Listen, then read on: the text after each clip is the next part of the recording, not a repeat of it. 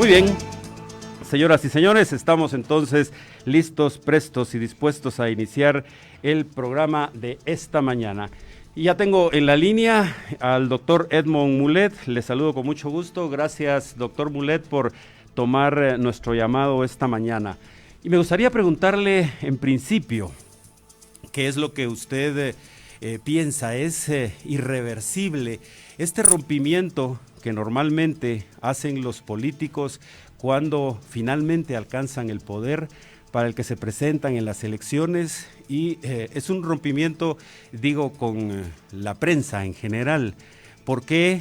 Es que durante las elecciones son bastante afables, son bastante abiertos, incluso aceptan la crítica como venga, y la procesan en sus propios medios, pero ya una vez alcanzando el poder, la cosa cambia. Usted, que tiene una experiencia como periodista y también ahora una experiencia como político, ¿cree que esta pugna entre los políticos que alcanzan el poder y la prensa es inevitable? Bienvenido a Redes Ciudadanas, doctor Edmond Mulet. Muchísimas gracias, muy buenos días en ese tema tan importante. Y eso hay una palabra nada más, que es intolerancia. La intolerancia es la que impera, la que obliga pues esa actitud a estos gobernantes a no tener contacto con la realidad. Y esa realidad la reflejan los medios de comunicación todos los días y transmiten las sugerencias, las propuestas, las ideas de los ciudadanos, las críticas de los ciudadanos, y a eso irrita profundamente a los que están en el poder. Y lo hemos visto durante varias décadas en Guatemala, incluso en la llamada era democrática.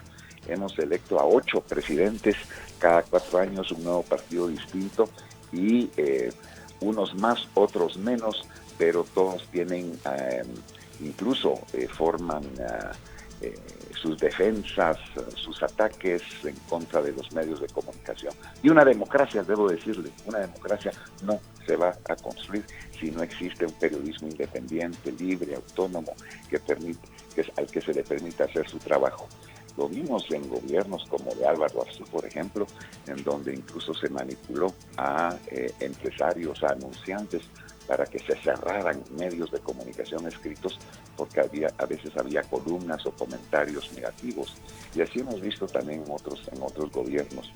Es lamentable, pero hemos visto otros gobiernos pues que no han sido tan críticos pues con la prensa.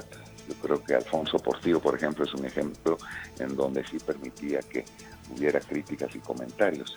Y así hemos tenido pues una variedad de actitudes en el gobierno. Y como ustedes muy bien dicen, durante la campaña todo es miel sobre hojuelas, díganme lo que sea, con mucho gusto, estoy abierto, pero al momento de tomar posesión, ahí ya las cosas cambian. Entonces hay que conocer también a las personas desde antes, ¿verdad? Antes de que se conviertan gobernantes, porque esas actitudes intolerantes, bueno, ya en el tema del doctor Yamatei ya se conocían desde hace tiempos cuál es su carácter, ¿verdad? Cuál es su forma de actuar. Y ahora pues estamos viendo, no solamente con medios de comunicación, sino que con muchos sectores pues de la sociedad. Nunca habíamos visto un presidente, por ejemplo, que hubiera sido declarado por los pueblos indígenas como persona non grata. Entonces tenemos a un presidente de la República que no puede ir a muchas regiones, a muchos departamentos del país, porque no es bien recibido precisamente por esa intolerancia. O sea, forma parte del carácter humano, de la forma de ser de las personas, y todos tenemos que ir aprendiendo de que esa intolerancia no debe formar parte de la forma de ser, del carácter de un gobernante. Pero muchas veces votamos por personas de ese tipo, y como medios de comunicación pues tenemos que sobrevivir, tenemos que señalar y tenemos que seguir haciendo nuestro trabajo. Me parece, doctor Mulet, que entonces la respuesta suya a esta pregunta es que va a depender del tipo de político que alcance el poder. Y aquí me gustaría entonces hacerle una siguiente pregunta. Muy probablemente una de las principales complicaciones que tienen los gobiernos en general es la de saber comunicar. Regularmente informan, esto quiere decir de una sola vía, pero en el medio de esto les gustaría que los medios periodísticos estuviesen más orientados a dar a conocer las tareas que van sacando conforme los dineros públicos, valga decir, pero en general, ¿usted cree que el tema de la comunicación gubernamental es, digamos, un hándicap en medio del gobierno o del ejercicio del gobierno? ¿O cree que esto debería de cambiarse, dejar de existir una Secretaría de Comunicación que no mucho que funciona? ¿Por dónde los gobernantes podrían realmente comunicarse con la población? Bueno, yo creo que las secretarías de comunicación y de prensa son importantes, pero lo vimos en Guatemala durante la vigencia del estado de calamidad. Al principio de la pandemia salía el presidente de la República 1 o 2 veces por semana a comunicar, a informar, pero no había una conferencia de prensa. Después, cuando la cosa empezó a complicarse aún más, ya era el ministro de Salud Pública el que daba esa comunicación. Y después ya eran solo comunicados escritos, pero nunca hubo una conferencia de prensa, nunca hubo la oportunidad para que los medios de comunicación pudiesen preguntar.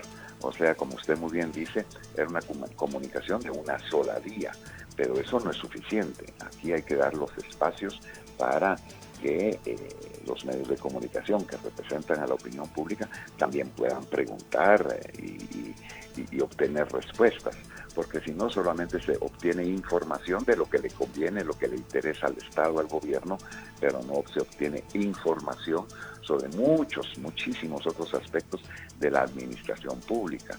Y eso es lo que ha faltado pues en este gobierno, esa comunicación de doble vía. O sea que ese es un trabajo que debiera estar haciendo la Secretaría de Comunicación, pero me imagino que tienen instrucciones de que sean solamente comunicativos y que no haya intercambio entre unos y otros. Muchas veces incluso los medios de comunicación hacen preguntas o averiguaciones por escrito, y eso ya es increíble que a ese nivel hayamos llegado y ni siquiera así se obtienen respuestas. También sabemos que en este gobierno todos los ministros y todos los funcionarios tienen prohibido dar declaraciones.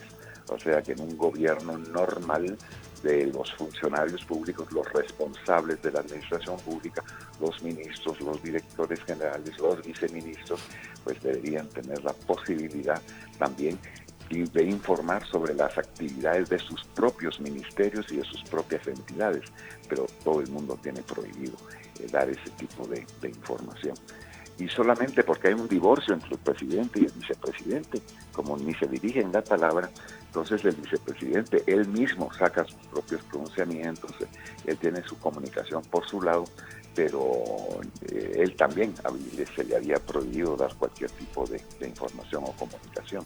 O sea que tenemos aquí una gran debilidad, otra gran debilidad de este gobierno, en donde no hay transparencia, porque si no hay información y no hay comunicación y no se le da respuesta a lo que la opinión pública desea saber, entonces no hay transparencia, y entonces cuando no hay transparencia, entonces se genera todos los temas de corrupción, como hemos visto, pues la famosa galleta escolar, los 14.600.000 quetzales que se querían adjudicar a una empresa a última hora del estado de calamidad, en momentos en que no hay escuelas, en que no hay niños. La propia ministra de Educación dijo: miren, yo no sabía de eso, ni lo he pedido, ni estoy enterada, y no tengo nada que ver con ese tema. Menos mal que se dio marcha atrás en eso.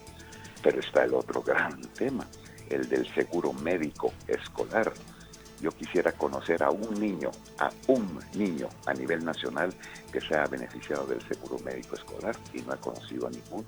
Este año se gastaron 200 millones de quetzales en el seguro médico escolar, y el año entrante pretenden en el presupuesto que se apruebe 316 millones de quetzales para otro seguro médico escolar, o sea que en 2 años se habrán gastado 516 millones de quetzales para algo que no existe, por una estafa. Y uno no puede hacer preguntas porque no hay espacio, no hay conferencias de prensa, no responde el gobierno a preguntas que los medios de comunicación pudieran hacer sobre temas como el que estoy hablando.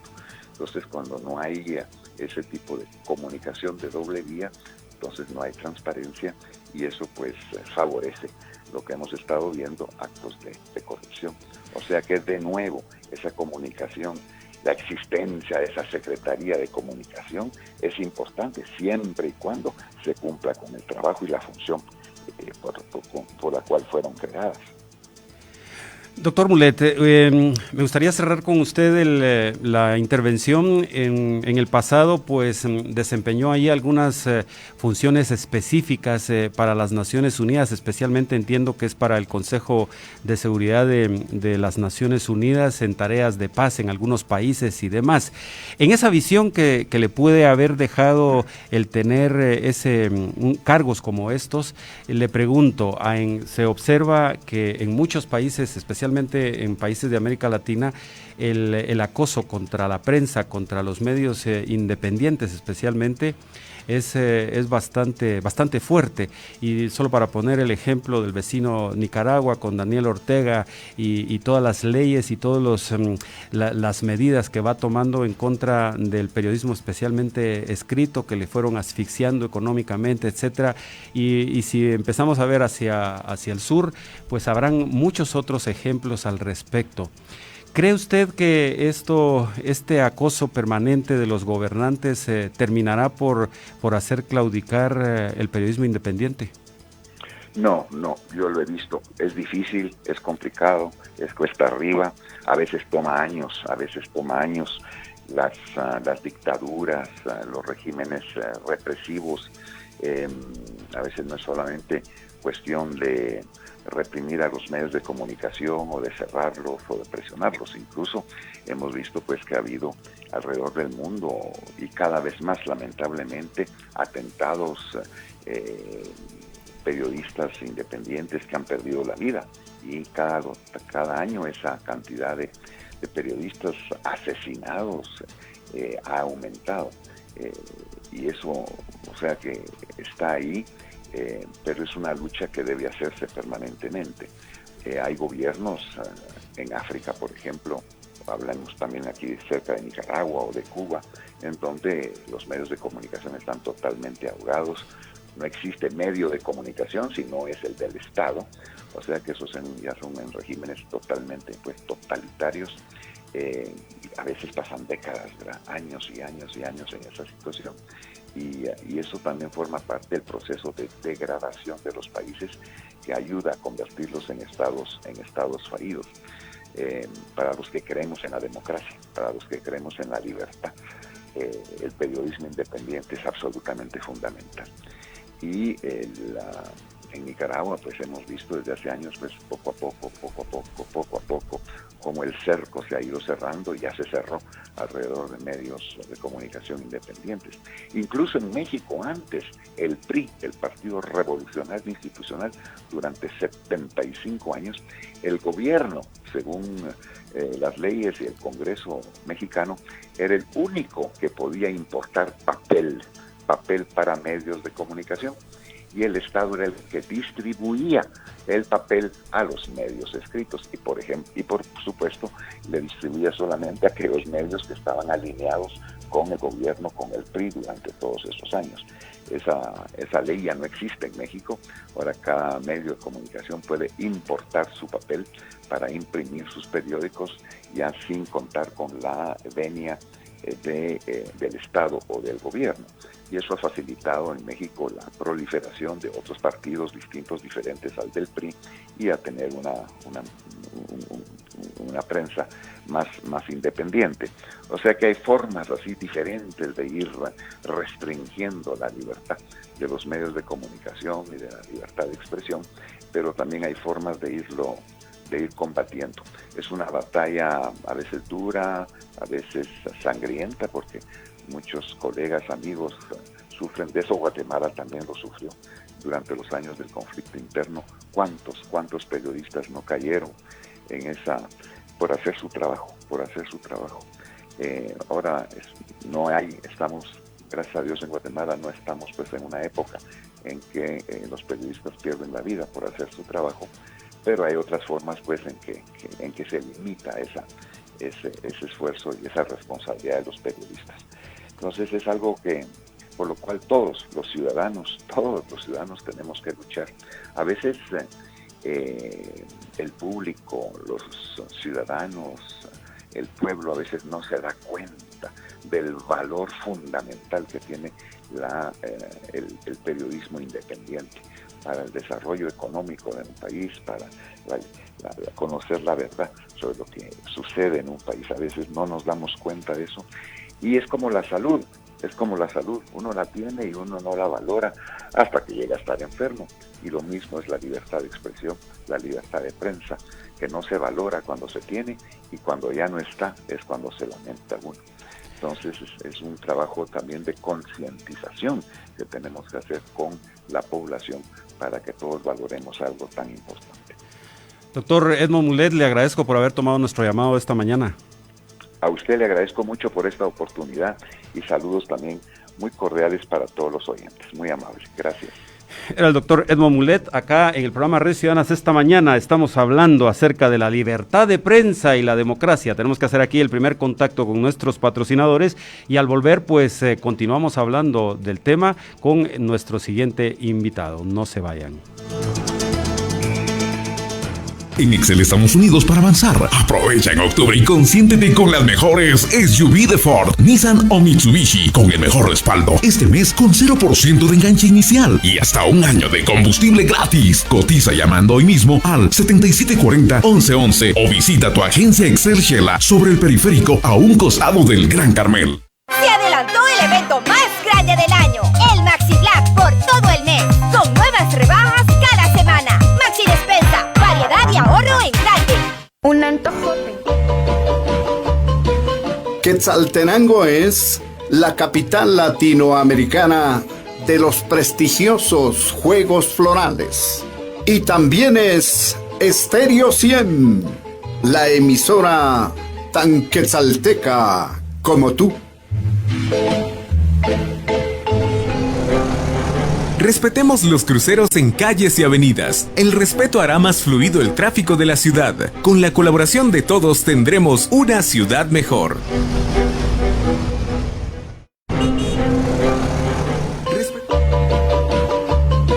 Quetzaltenango es cultura, innovación, presente y futuro de dignas generaciones de familias y vecinos orgullosos de sus instituciones y de su historia de todos los tiempos.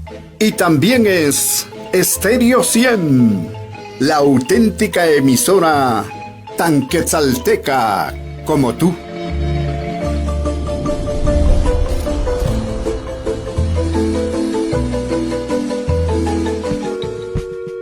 Normalmente a las 12 de la noche había una tradición que era la quema del torito, y ponían a una persona con una careta, un disfraz de toro, donde iban todos lo que eran canchinflines, cohetes, bombas, y le ponían fuego y salía corriendo el torito, y esa era la gran bulla. Vamos a ver el torito a las 12 quemando bombas. Otras tradiciones que eran bonitas era, digamos, la competencia del palo encebado. Ponían arriba del palo un sobre con billetes, y el patojo que quería, o el joven que podía subir y llegaba hasta a la punta del palo, pues bajaba su recompensa, que era un billete, un sobre con billetes.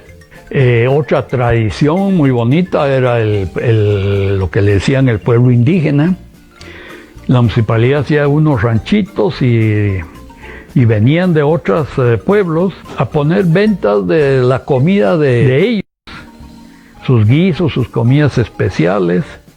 Y había que notar que en esa época nunca hubo un asalto en el sentido que todas las familias venían caminando, venían de aquí del centro de la ciudad y subían a deshoras de la noche, regresaban a la 1, 2 de la mañana, nunca hubo un asalto.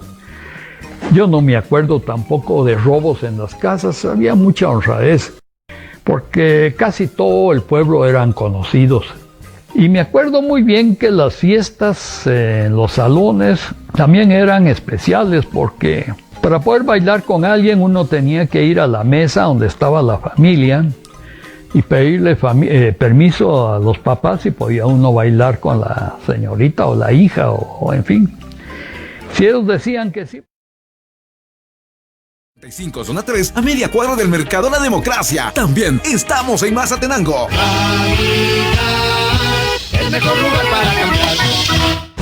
Promover una actitud responsable y honesta de los funcionarios en la administración y gestión de los bienes y servicios públicos, poniéndolos al servicio del buen vivir, es nuestro objetivo. Estéreo 100 está presentando Redes Ciudadanas por una participación vinculante. En la mañana de este lunes 26 de octubre del año 2020 estamos hablando en el programa Redes Ciudadanas de Estéreo 100 sobre la libertad de prensa y la democracia.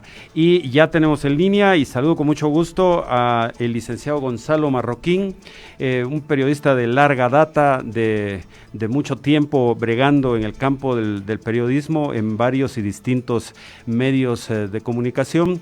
Y Gonzalo, me gustaría comenzar la conversación con usted esta mañana preguntándole acerca de la sostenibilidad de los medios de comunicación, que al parecer hoy día está siendo una de las principales causas porque vemos desaparecer muchos medios, porque prácticamente su sostenibilidad económica ha dejado de existir, y por lo tanto pues deben cerrar sus puertas a pesar de haber demostrado ser medios independientes con un enfoque hacia lo periodístico. ¿Cree que se puede recuperar de alguna manera el modelo de sostenibilidad para que la prensa continúe siendo independiente? Bienvenido a Redes Ciudadanas, Gonzalo Marroquín. Muchas gracias, Maynor, y gracias por esta oportunidad. Yo creo que es un tema muy importante que la sociedad guatemalteca también debe tomar con mucha seriedad, porque en la medida en que la prensa independiente desaparece o se debilita, en realidad quien mayor castigo recibe o quien más pierde, por así decirlo, es precisamente la población. Porque cuando no hay información al alcance de la gente, pues no se pueden defender los derechos de las personas. Así que yo creo que es un problema muy serio. El tema de la sostenibilidad de los medios es cada vez más complejo. Hay que recordar que lamentablemente las redacciones hoy en día son costosas. Mantener una redacción, mantener una operación es costosa.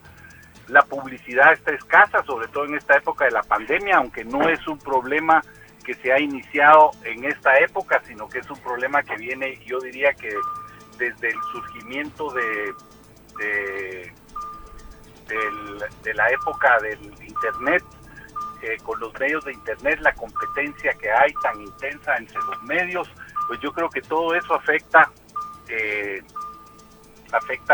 a la libertad de prensa, afecta a las operaciones de los medios, y el tema se vuelve cada vez más complicado. Así que sí es un problema muy serio que la población debe tomar en cuenta, y que los guatemaltecos debemos tener presente que hay que apoyar a los medios independientes, que finalmente son los únicos que pueden garantizar que la información esté en poder de la prensa, de la población.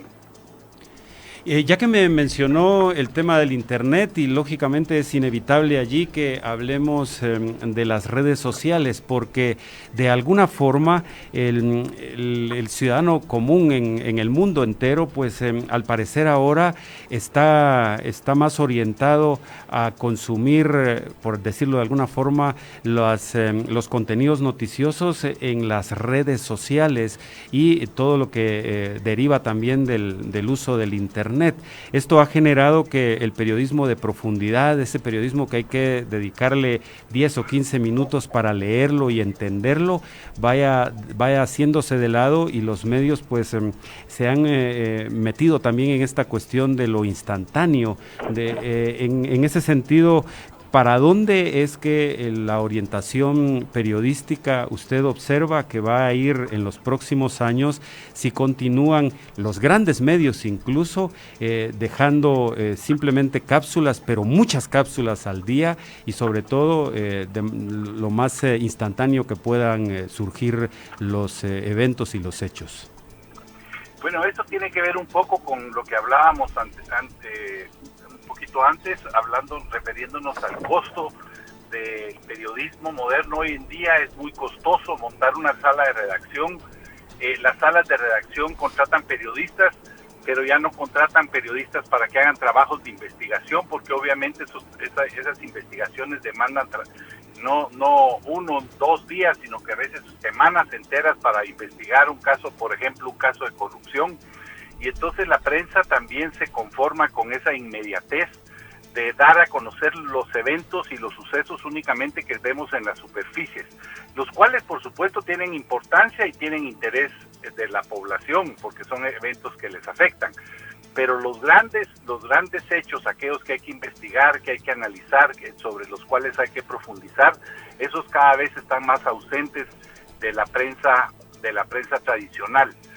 Pero por otro lado están las redes sociales, que era el tema que mencionabas. Y ese tema, el problema es que las redes sociales tienen muchas ventajas y tienen muchas cualidades, como poder transmitir, poder conocer eventos, porque las personas mismas los están viendo y los comunican.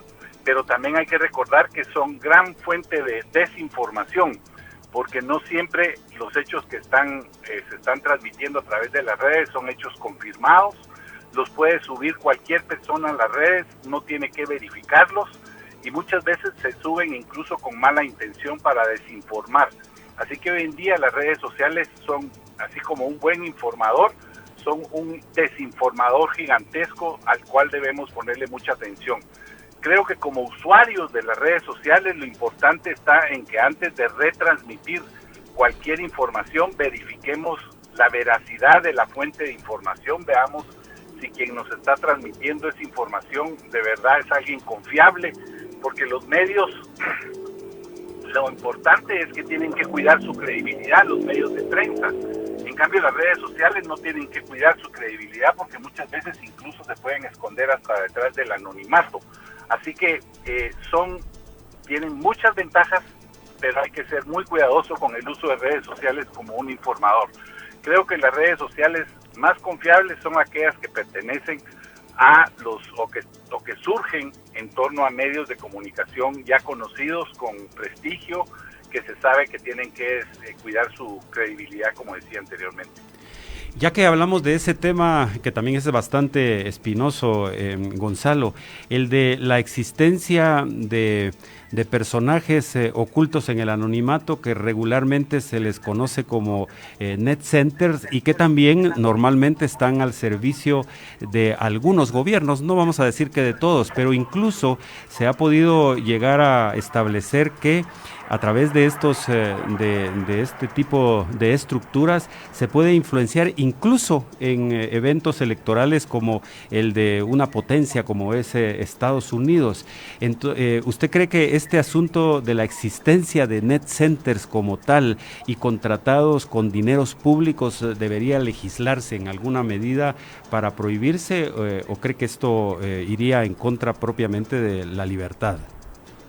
Yo lo que creo es que hay que conocer exactamente, porque creo que el anonimato no ayuda a la libertad de expresión, no ayuda a la libertad y al derecho a la información que tiene la población, sino que ayuda a la capacidad de desinformación, no solo del gobierno, Mainos. Hay que preocuparnos un poco, porque los net centers en realidad funcionan para todos los grupos de poder oculto, que quieren distorsionar. Los gobiernos muchas veces lo usan para desviar la atención de casos. Por ejemplo, sucede un caso muy importante de corrupción y surgen en las redes sociales unos distractores que empiezan a captar los comentarios de las redes, de los propios usuarios de las redes sociales. Pero el poder que estas tienen y sobre todo la capacidad de manipulación es tan evidente como lo que mencionabas anteriormente, las elecciones en Estados Unidos, pero también aquí en Guatemala. Recuerdo que los asesores principales del presidente Yamatei en una conferencia en Cancún reconocieron que ellos habían creado páginas falsas de noticias para poder presentar ahí los mensajes que ellos querían trasladar a través de las redes sociales. Así que esa manipulación de la información es la que resulta peligrosa en Guatemala, pero en todas partes del mundo hoy en día, porque yo diría que es un mal con el que tenemos que aprender a vivir. Las redes sociales no se van a ir, entonces los que tenemos que aprender el uso de las redes sociales son, por un lado, los medios de comunicación y por el otro lado, la población en general, para no caer incautamente caer en esa manipulación que se produce tan fuertemente en momentos precisos y oportunos para diferentes fuentes, ¿verdad?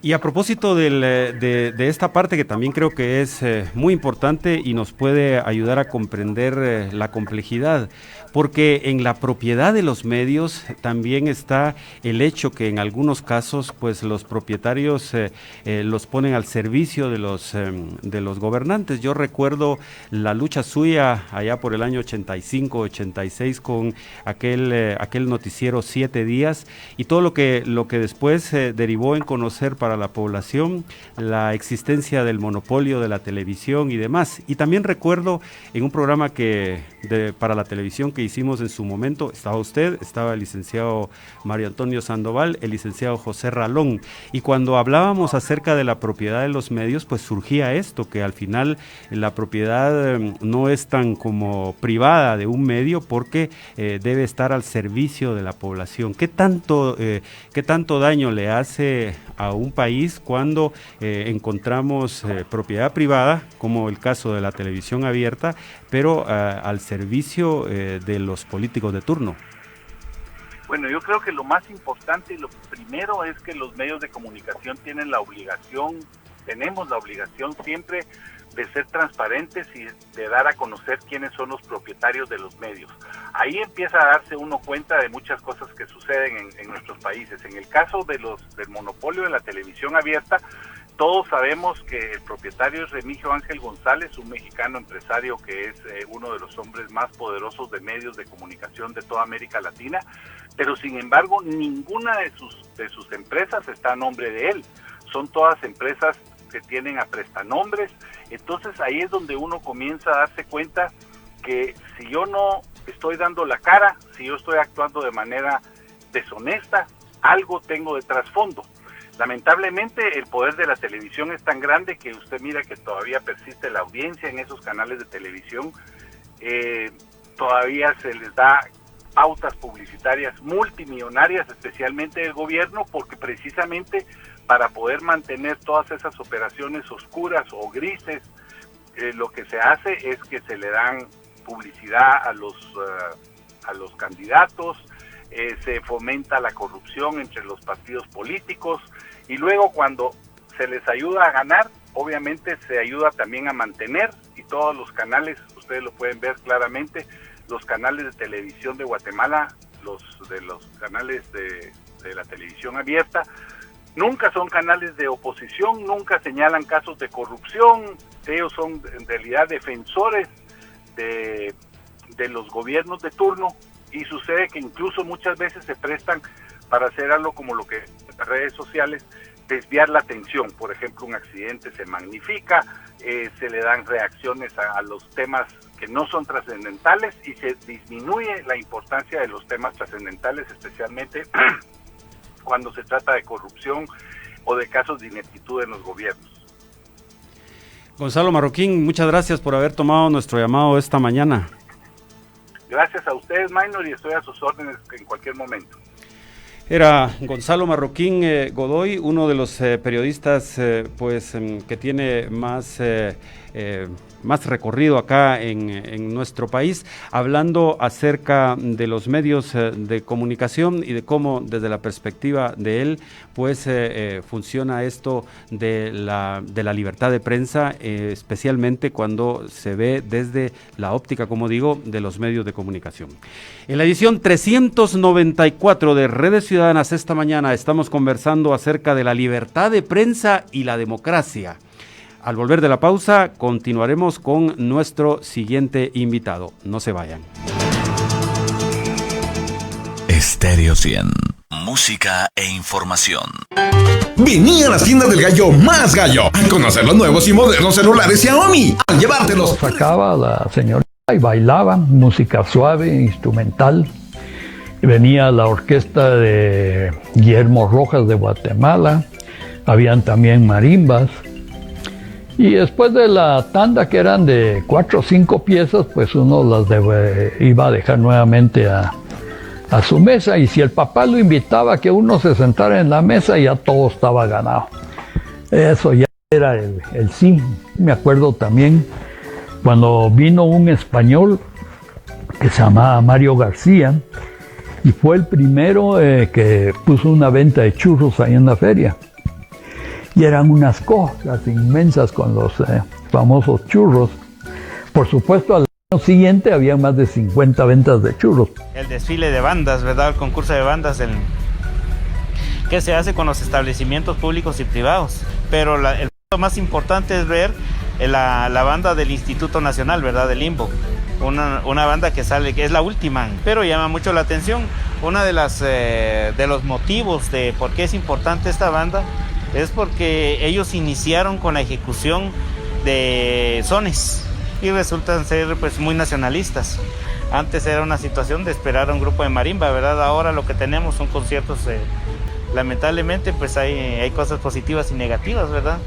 Las celebraciones aquí en el parque eran conciertos de marimba, eran presentaciones de bandas marciales, pues que en su momento era aceptado, ¿verdad? Porque pues así era. Actualmente pues hay una situación de orden en algunas noches. Algunas personas mencionan que el grito de la independencia que se celebra en Quetzaltenango tiene relación con lo que se hace en México. Puede ser por la influencia de la televisión.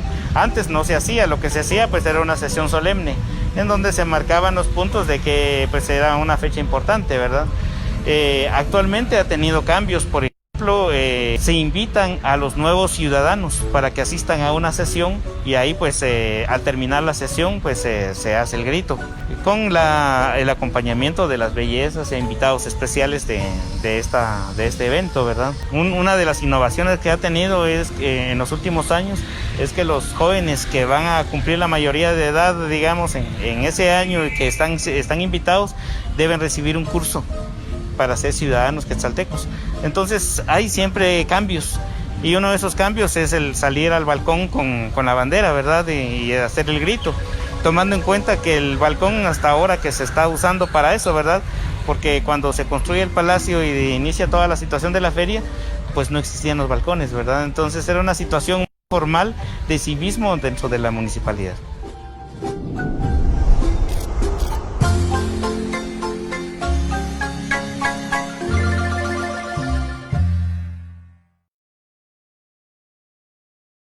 Perito en electrónica y dispositivos digitales, perito en electricidad industrial, bachiller industrial y perito en dibujo de construcción, bachiller industrial y perito en mecánica automotriz. www.tddshela.edu.gt. Más que un colegio, una familia. Colegio Tecnológico Don Bosco. Ejercer la Contraloría Social de los recursos y servicios públicos y privados, vigilando y exigiendo la rendición de cuentas a los funcionarios de la administración pública y privada, es nuestro objetivo. Estéreo 100 está presentando Redes Ciudadanas por una participación vinculante. La edición 394 de hoy día, lunes 26 de octubre. Estamos hablando en el programa Redes Ciudadanas acerca de la libertad de prensa y la democracia. En los dos segmentos anteriores han participado Edmond Mulet, y quien pues desde la óptica de un periodista ahora en funciones políticas nos ha dicho que uno de los grandes problemas a afinar dentro de los modelos democráticos es precisamente el asunto de la intolerancia de los gobernantes y de cómo esto se debería de trabajar incluso a nivel legislativo. Y en la segunda parte, Gonzalo Marroquín, un periodista de larga trayectoria, pues ha hablado acerca de cómo es que se puede intentar volver al modelo de sostenibilidad económica para mantener a la prensa independiente. Ahora tengo en la línea a Michelle Mendoza. Ella es la corresponsal de CNN en Guatemala y también una periodista de mucho tiempo en el trabajo y en el campo del periodismo. Gracias por tomar nuestro llamado, Michelle. Me gustaría preguntarle en directo a usted, ¿cuál cree que es el resultado de este, si le vamos a llamar invento, si le vamos a llamar una manera en que los políticos intentan desprestigiar el trabajo de la prensa, las fake news que han dado en llamarle y que prácticamente incluso se etiquetan en algún momento muchos de los del trabajo periodístico por los gobernantes en este concepto? ¿Cree que realmente la población lo ha comprado? Es decir, ¿le cree a los políticos cuando hablan de noticias falsas en la prensa? Bienvenida a Redes Ciudadanas, Michelle. Hola, muchas gracias por la invitación. Un saludo para todas las personas que escuchan Chela Estéreo y por supuesto gracias por tomarme en cuenta. Pues bien, es un tema que no deja de estar siempre en la palestra, las fake news, ¿no? Sobre todo cuando tenemos entretejidas redes sociales que reaccionan de manera inmediata cuando se genera una noticia o una información, y aún más cuando es de índole político, hablando de, por ejemplo, que hace un año no se eligen magistrados a la Corte Suprema de Justicia y tampoco a las salas de apelaciones, pero sí vemos a un Congreso que rápidamente elige a su junta directiva en cuestión de 24 horas de una manera muy sospechosa. En medio de estas dos informaciones, por ejemplo, podemos ver que en las redes sociales empieza a emitirse un apoyo, digamos, hacia alguno de los dos lados. En este caso, estaría hablando en el tema del Congreso, directamente apoyando a través de las redes sociales a los más de 100 diputados que pues le dieron sí a esa única planilla que nuevamente coloca o reelige a el presidente del Congreso, al actual presidente Alan Rodríguez. De hecho, faltan 2 meses para que esta situación llegara, y entonces comenzamos a ver un movimiento en las redes sociales en favor de ellos, y eso es lo que nosotros determinamos también como fake news, ¿no? Que de cierta manera, y tú lo decías muy claro, ¿no? Si esto confunde o la gente lo absorbe o lo percibe como cierto, pues va a depender precisamente de qué medios de comunicación ellos van a leer o qué medios de comunicación van a escuchar. Sabemos que por muchos años hay un monopolio en Guatemala bastante cimentado, tiene que ver con precisamente el manejo de información hacia un lado o hacia el otro, pero no puede dejar de estar encima, y por eso les quería dar un pequeño ejemplo de cómo las noticias falsas, como se les dice, sí pueden llegar a incidir.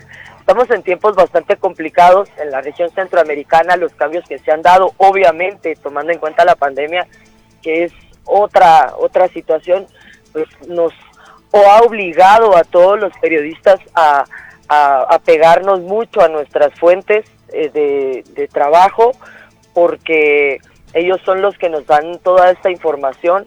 En pandemia hemos visto que muchos presidentes dicen, no, esta es información sensible, delicada, no vamos a hablar de esto para precisamente no generar pánico, y de eso pues muchos, como decimos coloquialmente, se agarran para no dar información, aunque pues siempre nosotros apelamos al se me fue en este momentito, pero información pública de cada, y que está obligado, y que está en ley, y que los funcionarios y que los ministerios pues tienen que dar la información para que nosotros se las podamos transmitir a las personas. Pero obviamente la pandemia también, y aparte la situación, el perfil o el estado de ánimo de algún político va a influir en la información o en el límite de la información que se dé a conocer, ¿no? Ya que menciona ese tema que también me parece que es importante y relevante para lo que hablamos esta mañana, Michelle, que es el acceso a la información pública, porque como usted bien dice, incluso existe una ley, una legislación al respecto, pero esto es incumplido desde los gobiernos locales hasta el gobierno nacional. Por lo tanto, será un papel de la prensa el dar o descubrir esto ante la población de que los gobernantes no cumplen con la tarea esta obligada en la ley de darle acceso a la información a la gente. Bueno, si cumplen o no, yo soy una periodista, no te podría decir exactamente si lo hacen o no. Lo que sí te puedo decir es que colegas como por ejemplo Marvin del Cid o como les decía en el combo, ahora ya les decía, empezando por esto, ¿no? El presidente de la República les decía de manera sarcástica el combo a Sony, también Sony Figueroa, que son dos colegas y amigos míos, y digamos que ellos dos han sido periodistas que se han dedicado a investigar puntual y específicamente temas bastante profundos dentro del gobierno, ¿no? Y ellos sí se han topado en muchas ocasiones con este problema, el acceso a la información pública, o también, por ejemplo, Javier Tobar, ¿no? Es otro periodista, de hecho el viernes publicaba un hilo referente al Congreso de la República, por cierto, sobre unos vehículos que involucran a unos funcionarios. Entonces, el periodista con micrófono en mano, mascarilla, con atomizador y alcohol, con esas ansiedades como cualquier ser humano nos genera esta pandemia, llegamos a preguntarle a un funcionario, extendemos nuestra mano, hacemos la pregunta, no se nos responde, o se responde con molestia, o con sarcasmo, o con ironía. Es nuestro trabajo, ¿no? Nosotros tenemos que esquivar y tenemos que volver a replantear la pregunta a modo de que no haya escape para que nos contesten, pero eso ya dependerá de cada colega. Pero aunado a que se trata de hacer ese intento y no se logra, entonces ya lo hacemos por la vía legal, pero ese paso es como ya el obligado, por así decirlo, porque los funcionarios pues muchos no dan información, o es escueta, o es evasiva, o a medias. Entonces, pero sí te puedo decir que ahora en pandemia ha sido mucho más difícil tratar de comprobar la información. Y aparte de difícil, en un país como Guatemala continúa siendo riesgoso el trabajo de los periodistas. ¿Cree que todavía nuestro país está marcado en esa área de riesgo, que pues hay otros países en los cuales la situación todavía es más compleja? Pero en Guatemala, le pregunto, Michelle, ¿cree que el trabajo de un periodista es riesgoso? Sí, por supuesto, creo que sí, y el riesgo lo enfrentan más sobre todo los colegas que trabajan en los departamentos. ¿Por qué? Porque localmente se conocen entre sí, ¿no? Y a veces el periodista está haciendo su trabajo y comienza a encontrar algunas cosas en las municipalidades o en la localidad, y al ser conocido corre todavía más riesgo. Entonces yo creo que los periodistas que estamos trabajando en la ciudad no tenemos tanto o más riesgo que los colegas que están trabajando en el interior del país. Eso en cuanto a riesgo físico, pero a las redes sociales nadie está exento. Yo, como les digo a mis colegas cuando me empiezan a decir, te están dando duro en las redes sociales, digo, pues ya tengo callo, ¿no? Porque pues, si no, uno se vuelve loco, se pone ansioso, o no sé, pero ya uno deja, pues esa masa de información falsa, negativa, o que trata de llegar a las fibras más sensibles de un ser humano, no de un periodista. Pues uno tiene que poner esa coraza y seguir trabajando duro. Cuando uno sabe que se empiezan a alborotar, como decimos el avispero, es que uno se está acercando. Entonces esa es una buena señal. Así le decimos a los periodistas cuando se hace demasiado ruido y está somatando por el otro lado, quiere decir que está surtiendo efecto. Bueno, hay instancias, por ejemplo, pensaba en la Sociedad Interamericana de Prensa, la CIP, que en algún momento ejerce presión sobre algunos unos gobiernos para no solo que dejen de coartar la libertad de prensa, sino que incluso en algunos momentos pues tienen presos a periodistas en ejercicio y demás. ¿Cree que la comunidad internacional debería de pensar más en involucrarse en esto y algo como la CIP, pero que estuviese adscrito, por ejemplo, a la Organización de Estados Americanos o incluso a las mismas Naciones Unidas, algo que en realidad hiciera mucha más presión que solamente una cuestión como gremial, que entiendo es la CIP? Eso yo lo veo a nivel de continente. Ha sido, por ejemplo, uno de los países más marcados en este tema ha sido México, ¿no? Y hemos visto cómo constantemente las organizaciones internacionales se están pronunciando para proteger a los periodistas, proteger el trabajo de los periodistas. No sé cuánto más haya que llegar para obtener algún tipo de reacción más severa, ¿no? Sobre el castigo que debe de tener el atacar a quien únicamente hace su trabajo, y ese es el trabajo de los periodistas: investigar, constatar las fuentes, obviamente averiguar lo más cercano posible a... porque yo digo una cosa y sonará muy polémico, es muy difícil a veces ser objetivo. Yo trato de buscar más la verdad, porque así es, ¿no?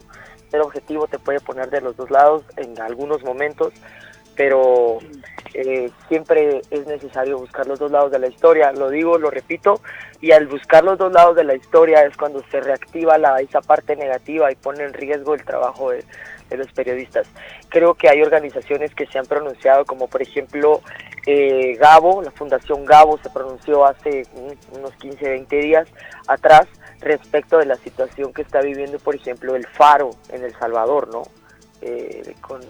Con este nuevo gobierno, y pues con algunos señalamientos bastante duros que se han hecho hacia este medio de comunicación. Entonces sí vemos que hay algunos pronunciamientos en los que dicen: no, vamos, estamos investigando, estamos buscando la verdad, es nuestro trabajo y es lo que hay que darle a la gente.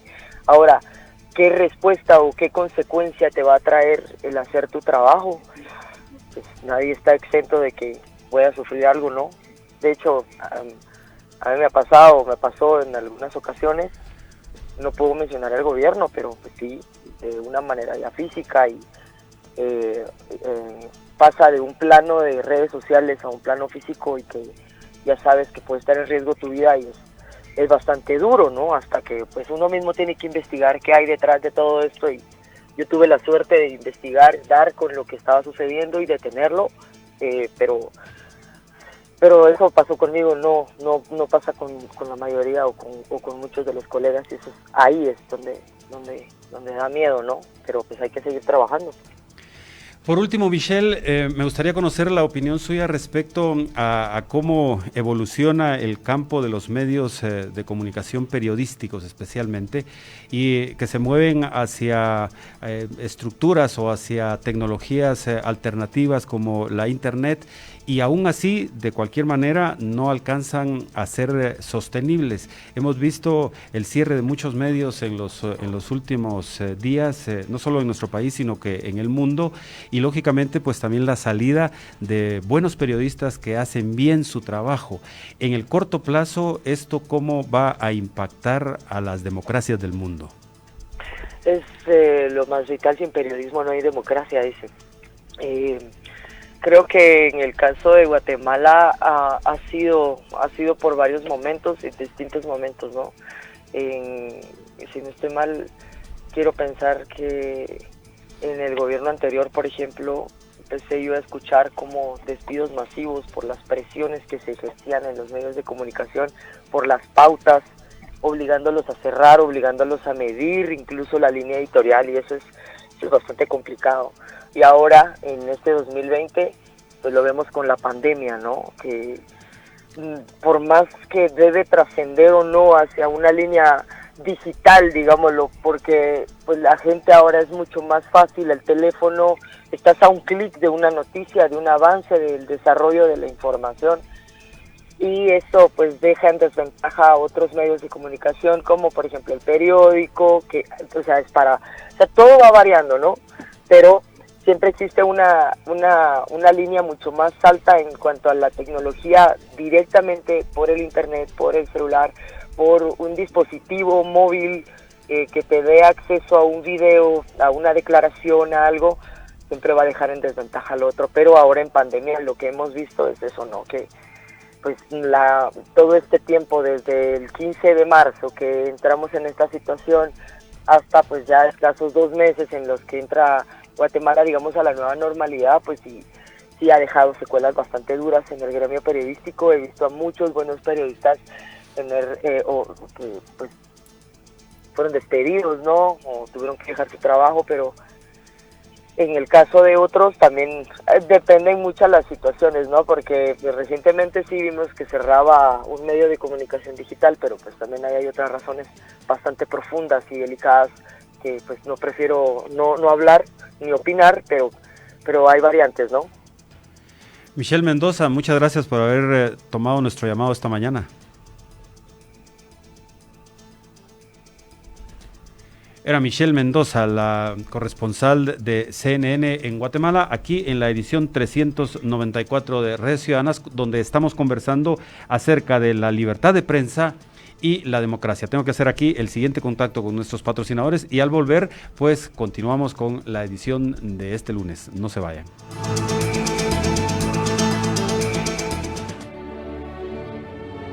Hay una frase que dice: las personas sonríen con el corazón roto, lloran con las puertas cerradas y pelean batallas de las que nadie se entera. A lo largo de esta emergencia derivada de coronavirus COVID-19, a nivel mundial conocemos las batallas que han librado el personal médico. Hoy conoceremos la lucha que se ha librado en el Hospital Regional de Occidente. Muchos pacientes y familiares llegan con la esperanza de superar este mal. En algunos casos, lo avanzado de la enfermedad hace que los esfuerzos médicos sean limitados. Es el médico internista del Hospital Regional de Occidente, José Alejandro Herrera, quien nos cuenta qué le han solicitado los pacientes. En algunos casos, debido a la gravedad, algunos piden poder despedirse de su familia. Durante su estadía en el hospital me han pedido 2 cosas principalmente. Me han pedido: doctor, sálveme la vida, por favor, no me deje morir. Y la siguiente es: doctor, antes de que usted me intube, quiero hablar con mis familiares. Son las 2 cosas que más me han pedido los pacientes. Quienes se encuentran en la primera línea de batalla han vivido momentos difíciles, entre ellos el ver a familiares despedirse de sus pacientes sin saber si los volverán a ver. Lo más difícil que he vivido en el área COVID, un ejemplo fue el día de ayer. Una señora de 41 años de edad, estaba grave, necesitaba ventilación mecánica, pero estaba consciente. Entonces yo hablé con ella y le dije qué necesitaba, si quería llamar a sus familiares. Llamamos a sus familiares, explicamos. Casi tuve que contener el llanto porque vi cómo se despedía de su hija, que adoraba, y le decía que por favor orara por ella. Y antes de intubarla, ella me dijo: asegúreme, doctor, que está salvo. Lamentablemente uno no es Dios y no puede asegurar esto ante los pacientes. Tristemente la paciente falleció y estas cosas pues dejan media en uno y llegan a causar sentimientos de impotencia, tristeza y llanto. Para el personal médico del Hospital Regional de Occidente, ver tantas personas que acuden por ayuda es complicado, y más aún cuando en algunos casos ingresan y a los pocos minutos pierden la vida. Porque como médicos estamos pues ya acostumbrados hasta cierto punto a ver fallecer pacientes, pero llegar a ver la cantidad de pacientes que se están muriendo por esta pandemia realmente le tocan el corazón a uno. Jonathan López es supervisor del Departamento de Intendencia del Hospital Regional de Occidente y él ha estado encargado de la manipulación y tratamiento de pacientes que mueren positivos a COVID-19. Él asegura que en un inicio tuvo temor debido a lo que representa la enfermedad y a la protección y cuidado que deben tener. Siempre da temor, pues ya que era la primera vez que se hacía. El equipo de protección no sabíamos si estaba bien puesto o no, porque desconocíamos todo eso. Con temor lo hicimos. Como todo ser humano, el personal que lucha por resguardar la vida de la población también tiene sus temores. Jonathan López, supervisor del Departamento de Intendencia del HRO, nos explica. Pues en un principio sí, y ahorita gracias a Dios, después de algunas capacitaciones que hemos recibido y de algunas conclusiones que a título personal que he sacado, entonces ya como que le he perdido temor a eso, ya como es algo común para mí. Para los médicos, aparte del temor de la posibilidad del contagio, está por el cuidado de los pacientes. Es el doctor José Alejandro Herrera, médico internista del HRO, quien nos cuenta. Sí, he tenido temor. Les soy sincero, cada vez que entro es una guerra que tiene que pelear uno, estar cuidándose al máximo, manipular de manera adecuada a los pacientes, porque también hay procedimientos que son con más riesgo, por ejemplo la intubación, en la que uno más se expone. Galenos, como el doctor Herrera, han estado alejados de su familia durante meses y esperan algún día poder estar juntos de nuevo. Tengo miedo, tengo familia, mis padres son diabéticos los dos, y pues no los he visto. Llevo ya más de 3 meses de no verlos, los extraño. Y yo solo quisiera que esta pandemia ya terminara. De verdad yo, no sé, nadie estaba preparado para esto.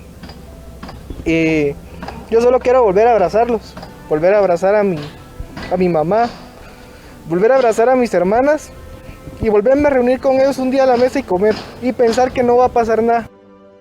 Al final de cada jornada existe el agradecimiento al Ser Supremo por haberlos protegido y también tienen tiempo para pedir por la población. Al menos más que todo por el país, pues ya que la gente desconoce, de hecho hay muchos que no creen que esto sea real, no creen que exista el virus, pero la verdad que sí es real, lo hemos vivido. Nosotros acá dentro de la institución, creo que es algo con lo que convivimos a diario. A las autoridades les piden que gobiernen y accionen en favor del pueblo de Guatemala. Porque solo ellos realmente pueden hacer algo por este país. Recuerde, señor Alejandro Yamatei, usted fue electo por el pueblo, se debe al pueblo, no se debe a los empresarios. Mucha gente está muriendo, gente inocente, gente que hasta se cuidó y termina contagiada aquí. Por favor, señor Yamatei, reaccione, aún está a tiempo. Recuerde que... Por una participación vinculante. En la edición 394 de Redes Ciudadanas, esta mañana estamos conversando acerca de la libertad de prensa y la democracia. En los 3 segmentos anteriores hemos tenido la opinión de periodistas en ejercicio como Gonzalo Marroquín, Michelle Mendoza y periodistas como Edmond Mulet, que ahora está en el campo de la política. Y sobre la mesa pues ha quedado bastante claro que no solo la situación del periodismo en general es bastante complicada, sino que también las condiciones para ejercer la profesión, para mantener los medios y demás, es una situación bastante complicada, delicada en estos momentos, pero todos han coincidido en que eso el periodismo le cae bien a la democracia. Aquí en los estudios me acompaña un compañero de la casa, el licenciado Fernando Castellanos, es el director de noticias de Estéreo 100. Fernando, buenos días. Y aquí la situación quizá valga la pena poner a contraluz cuando se hace un periodismo local como el que ejerce Estéreo 100 en los diferentes ámbitos y en las diferentes plataformas en que le sirve a la población los hechos como son.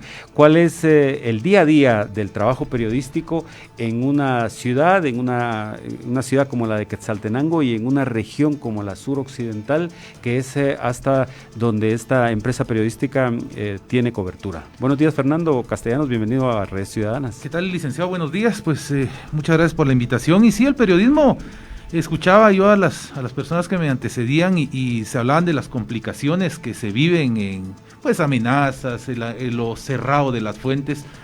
Y en ese sentido no estamos muy alejados de esta situación acá en Quetzaltenango.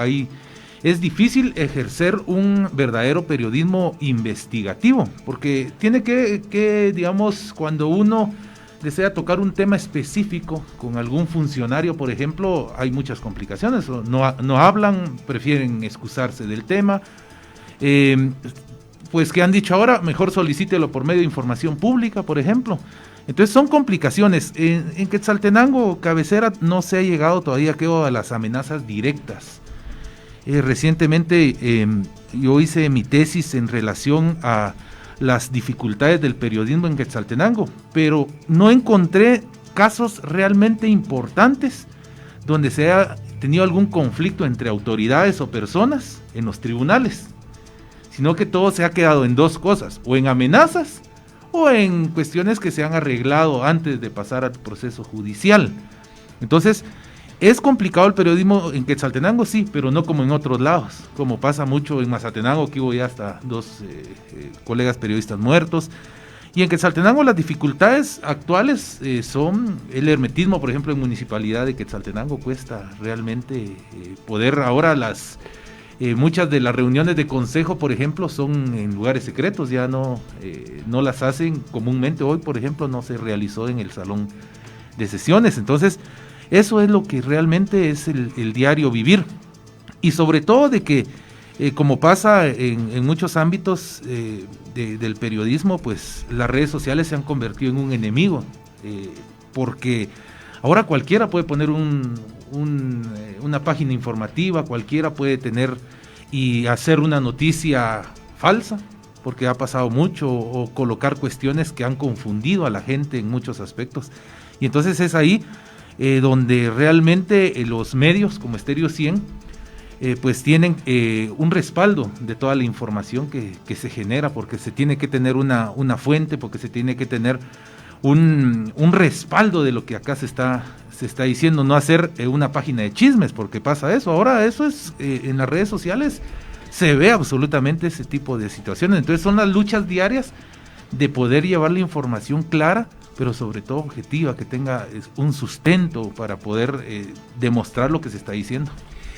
Lo irónico en esto que usted me dice es que precisamente cuando sucede hay una noticia circulando, especialmente en medios como las redes sociales, la gente, para corroborarla se dirige precisamente a medios que tengan respaldo, que tengan credibilidad, que tengan un nombre. Y Michelle Mendoza me decía en el apartado anterior que ella prefiere ir por la verdad y no por ser objetiva.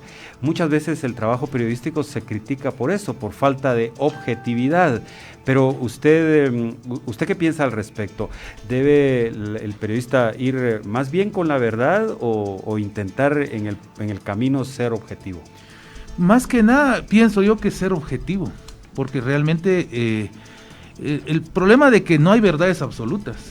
Entonces hay pues lo que parece que es cierto y es verdad y hasta evidente, porque a veces hay hasta fotos, hay que video, pero a veces no es totalmente la verdad.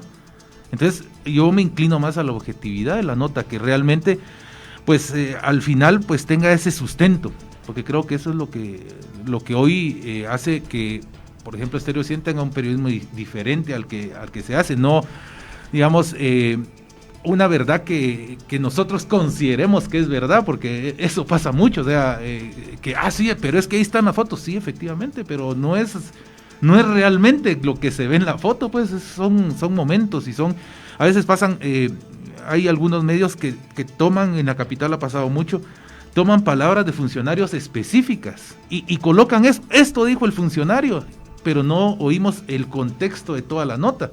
Entonces se colocan a veces ese tipo de noticias para generar una supuesta verdad, cuando objetivamente la nota tiene otro entorno totalmente diferente.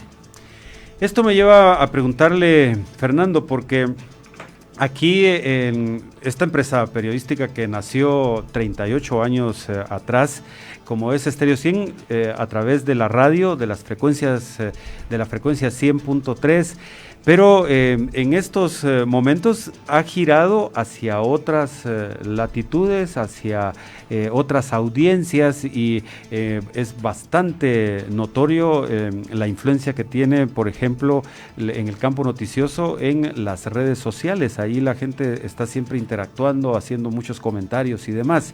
¿Cuál es la idea ahora de incursionar en un campo periodístico como el periodismo escrito y esta esta idea del Diario de la 100, que entiendo hoy llega a su edición número 100. Cuéntenos el espíritu que hay detrás de un proyecto de esta naturaleza y cómo es que esta nueva audiencia, Estéreo 100, lo ha podido recibir. Sí, el proyecto realmente radio noticiosa, pues llega a un público, o sea, siempre es específico para cierta población.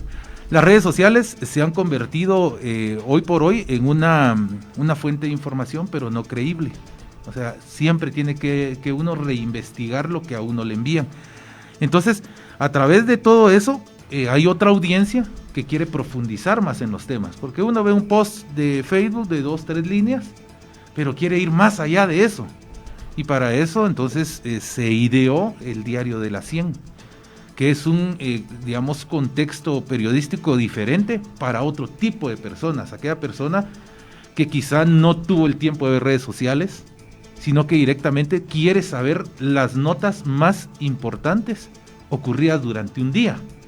Y entonces creo que por eso nace esta situación del Diario de la 100, para poder tener pues esa otra cobertura para esas personas que quieren profundizar más en los temas, que quieren tener no solo la última hora de que hubo un accidente, sino que tener un contexto de quién fue el herido, quién fue el muerto, qué pasó, quiénes son los culpables, alguien se fue a la cárcel, o qué pasó en el accidente, por citar un tema en específico. Entonces, creo que esa es la idea primordial de tener un diario digital, porque es de esa forma, que permita llegar a ese grupo de personas.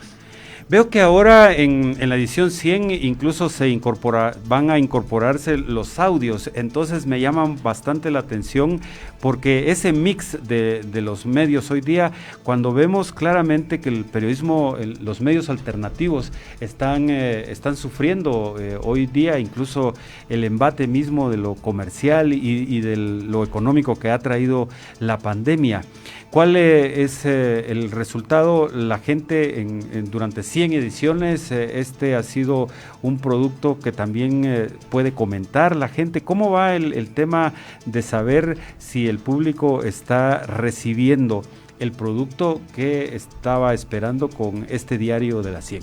Sí, sin duda. Poco a poco, digamos, se ha ido evolucionando. El periodismo va evolucionando diario y creo que las plataformas sociales también. Esto de los audios que usted comentaba, la persona no solo va a poder leer, sino que escuchar a la persona que lo ve. Regularmente nosotros vemos una nota y entre comillas aparece lo que dijo X persona, pero ahora usted va a poder, de hecho ya se está haciendo, redireccionando cuando hay un video hacia las redes sociales, y ahora se va a poder escuchar dicho audio para que las personas, pues quizá que no tienen el tiempo o no tienen la posibilidad de escuchar los noticieros, puedan tenerlos ahí y volver a escuchar la noticia. Creo que eso es algo en lo que se va evolucionando, en lo que se está trabajando, para poder tener pues toda esa, la objetividad, que se escuche la entrevista, el audio que usted escuchó en la radio, pues lo va a poder escuchar con la entrevista del funcionario, con la persona que haya sido entrevistada, para pues dar ese producto a las personas que nos ven, que nos escuchan, porque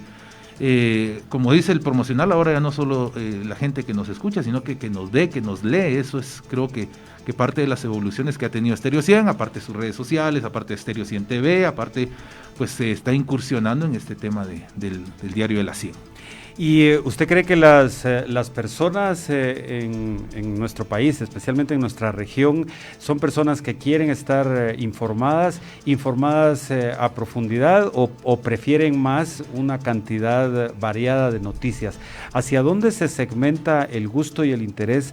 Porque esto también nos puede llevar a la conclusión que se construye ciudadanía, porque un ciudadano es quien, además de estar informado, toma acción por algo en su comunidad e intenta hacer de las noticias una fuente primaria para su formación de ideas, su formación de opinión. ¿Cree que vamos en esa ruta en la zona suroccidental? Sin duda, poco a poco, porque hay un problema muy grande, es el que a las personas no les gusta leer. Entonces regularmente quieren ver 3 líneas y que en las 3 líneas se les diga todo lo que pasó. Pero entonces esto, el Diario de la 100 va dirigido a eso, o sea, a fomentar en primera instancia la lectura y que la gente tenga esa formación de opinión, pero objetiva, o sea, que no solo que lo que me contaron en la esquina o que me contaron en el parque, sino que realmente no, fíjese que lo que usted está diciendo es equivocado. Yo leí el diario de la 100 y ahí específicamente, inclusive escuché lo que dijo la persona, no es como usted lo está diciendo, o sea, ya se forma una opinión diferente a lo que hemos visto normalmente. En el suroccidente creo que se va paso a paso, o sea, la gente está acostumbrándose a esta nueva modalidad, porque ya pues son pocas las personas que realmente compran un periódico, o sea, físico. Impreso, digamos. Impreso, por muchos factores. Entonces realmente está migrando a esa nueva opción, el tener el diario. De hecho, pues las suscripciones realmente son importantes. Yo miro mucha gente que está suscrita y que espera cuando le envían el diario de la 100, porque es una manera, aparte que es gratis, es tener, objetivamente tener en su tablet, en su computador, en su teléfono, pues un diario que obviamente tiene una calidad periodística. Y a que además puede estarse conservando en el paso del tiempo. Sí, que digamos muchas personas pueden tener su hemeroteca, lo que antes hacía uno, que pues si no compraba el periódico diario, pero cuando habían situaciones importantes se compraba y se guardaba, y entonces pues ahí tenía la hemeroteca privada. Es descargable. Sí. La edición, desde la edición 100 o de la 100 para atrás, ha sido descargable siempre. Sí, ajá. O sea, se tiene el poder descargar, el poderlo tener ahí, y pues sabemos que muchas personas han hecho ese trabajo por diferentes motivos en diarios específicos, ¿verdad? Tengo que hacer aquí el siguiente contacto con nuestros patrocinadores y despedimos el programa con que nos cuente don Fernando Castellanos cuál es el próximo paso a seguir luego de que el día de hoy está llegando a la edición 100, cuál es la visión de futuro de este nuevo espacio periodístico acá en Estéreo 100. No se vayan, señoras y señores, en la edición 394 de Redes Ciudadanas estamos conversando acerca de la libertad de prensa y la democracia.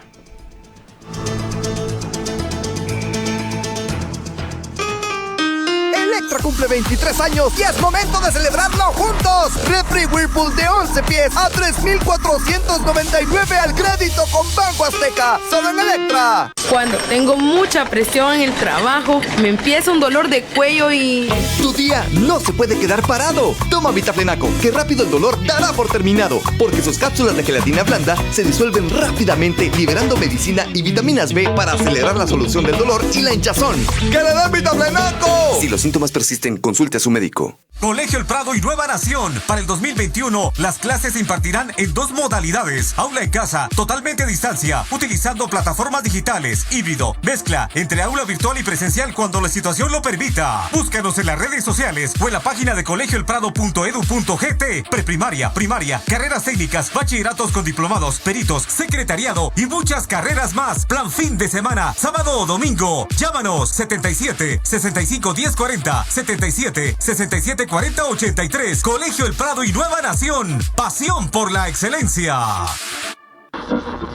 La radio no solo se escucha. Esta es información inmediata. Regreso al estudio central como nos escuchamos. La radio se ve. Gracias por conectarse y ver esta transmisión de video en tiempo real. Y ahora se lee. El Diario de la 100, una forma distinta de recibir las noticias más importantes del día con la calidad de Estéreo 100. El Diario de la 100. Descárgalo en la página web de Estéreo 100 o suscríbete al 5722-1489 y recíbelo vía WhatsApp gratis. El Diario de la 100. La noticia siempre antes. ¿Qué piensas cuando digo Incaparina? Ay, familia. Cuidar mi salud. Nutrición. Mi familia. La confianza y la seguridad. Familia. Nada que me manera. 60 años nutriendo. Se adelantó el evento más grande del año, el Maxi Black por todo el mes, con nuevas rebajas cada semana. Maxi Despensa, variedad y ahorro en grande. Pradera para Llevar es el nuevo servicio para recoger tus compras de forma fácil, rápida, segura y sin bajarte del vehículo. Conoce las tiendas participantes Baby Fresh, Guess, Cobán, Subway Pradera, Emporium, La Garza, Panda Express, Kiosco Max Pradera, Kiosco Samsung, Beauty, Glamour, Bellísima, Topstyle and Company, Limache, San Jacques, Level Shop y Electrónica Panamericana. Atención, mucha atención. Si usted necesita un sello de hule simple, con logo automático o con estuche de metal, visite Librería Elenita en 14 Avenida A411, Zona 1, Quetzaltenango. Telefax 7761-6626. Teléfono 7761-5203. Tenemos útiles escolares, de escritorio, libros cristianos y toda clase de obras literarias. Recuerde, Librería Elenita. De frente al sol, dando nuestro mayor esfuerzo, siendo parte del desarrollo, esforzándonos día a día. Somos gente de trabajo, 90,000 asociados, 15 agencias en el suroccidente del país. Cosadeco RL promueve y fortalece tu emprendimiento económico. La COPE celebra junto a ti 50 años unidos por el desarrollo. Cosadeco RL. Hotel San Francisco, su casa en Tapachula. Hotel San Francisco en Tapachula te espera durante el Buen Fin del 9 al 20 de noviembre con las mejores promociones. Recibimos el quetzal a 3 pesos y el dólar a 21 pesos. Reserva al correo reservaciones@sucasaentapachula.com. Estamos en Central Sur, número 94, Tapachula.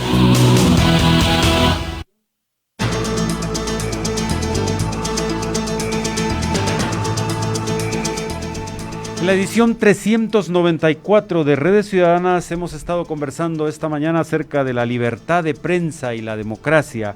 Lo hemos hecho con periodistas en ejercicio, con directores de medios y finalmente hemos tenido acá en los estudios a el licenciado Fernando Castellanos, es el director de Noticias de Estéreo 100. Y para cerrar, Fernando, entonces, ¿cuáles son los planes por venir de una iniciativa, de una idea como la del Diario de la 100, que hoy está arribando a su edición precisamente número 100? Sí, es histórico porque realmente, a pesar de que la tendencia ahora es que sea electrónico, el llegar a 100 ediciones es algo importante. Entonces, pues la proyección que se tiene este diario es convertirlo, como ha sido noticias a través de la radio, siendo el medio más leído del suroccidente y de Guatemala, porque recuerde que esto es a nivel a nivel mundial, porque usted ingresando a www.estereo100.com.gt, ahí usted puede ingresar, lo descarga y ya usted no consume datos, sino que puede leer las veces que quiera este periódico. La idea es seguir reforzando los contenidos, seguir pues llegando con las noticias que la gente quiere ver, que la gente quiere leer. Lo más importante que ocurra en la historia de Quetzaltenango seguramente usted lo va a ver en el Diario de la 100.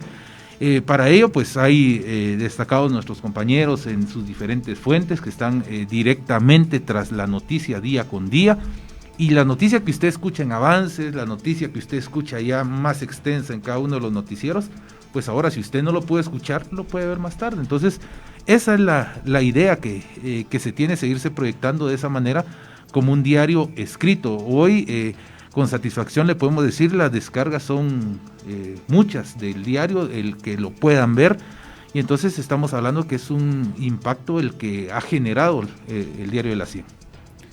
Muy bien, era el licenciado Fernando Castellanos, el director de noticias de Estéreo 100.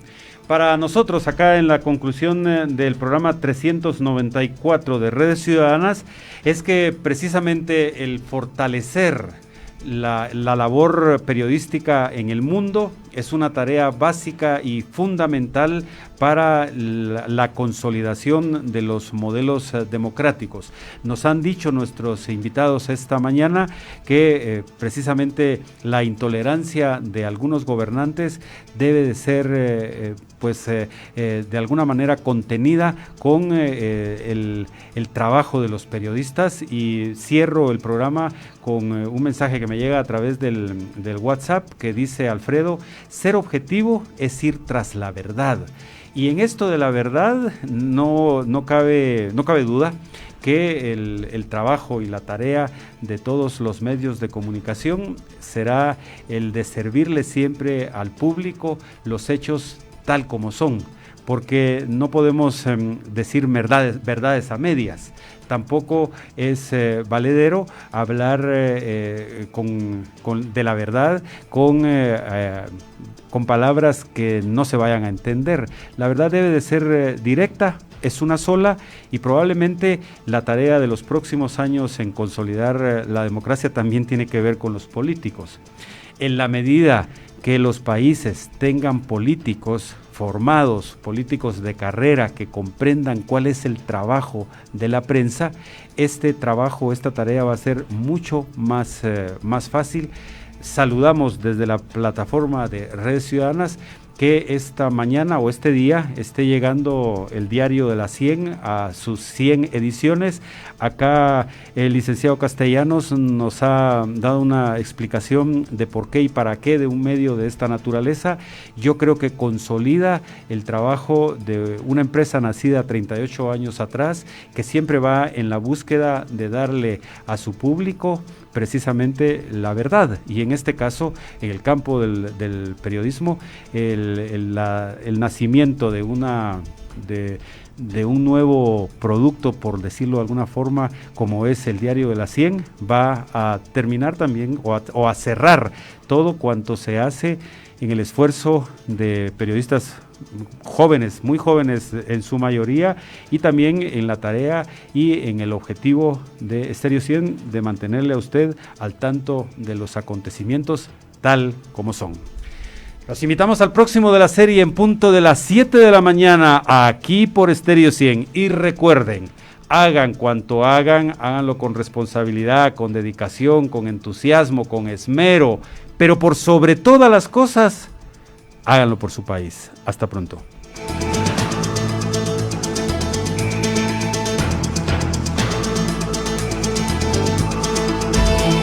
Estéreo 100 presentó un espacio abierto de interrelación, cuyo compromiso cívico es promover valores y acciones conjuntas orientadas hacia la construcción de una cultura de honestidad y transparencia.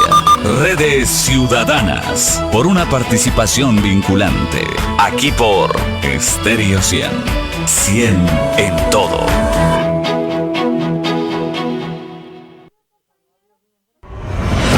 En Sela nos hemos preparado